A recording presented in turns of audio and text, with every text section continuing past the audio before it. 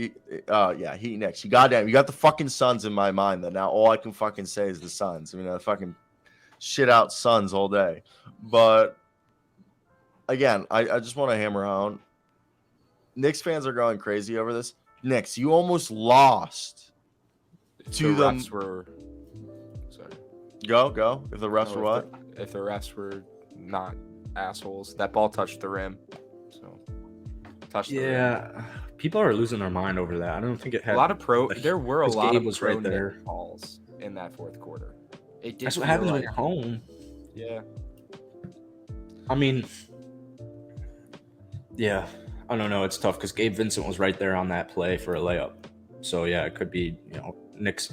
So the Heat have 2 points, and you could say the final score they won by 6. But obviously, if Gabe Vincent makes the layup, it would change. A 2-point game, yeah, completely. Yeah.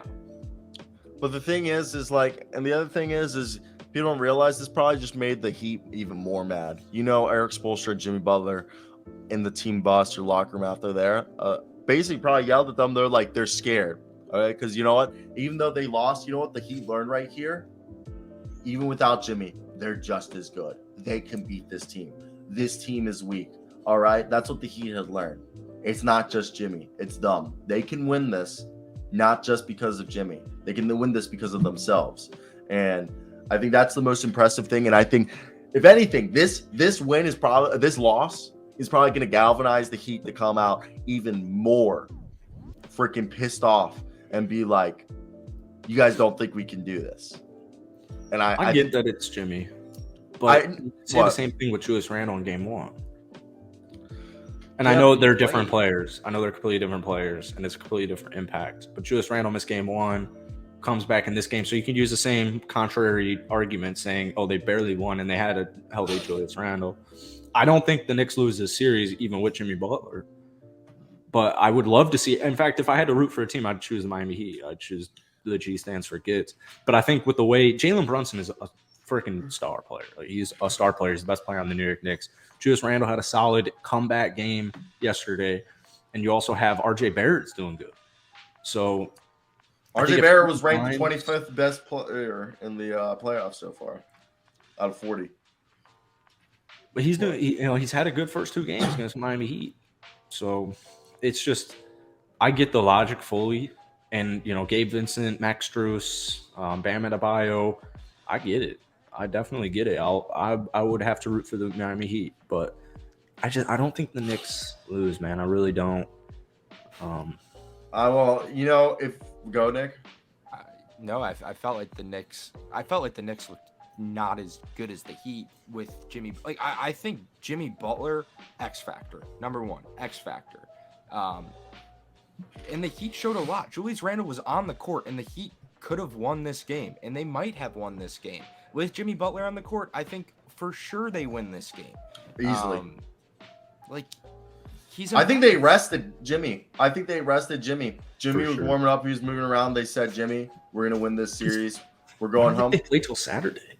And that's the thing. And the thing is they accomplished the mission. They won 1 game in New York. That was the mission. They didn't have to win both games. They needed 1 game. Because guess what?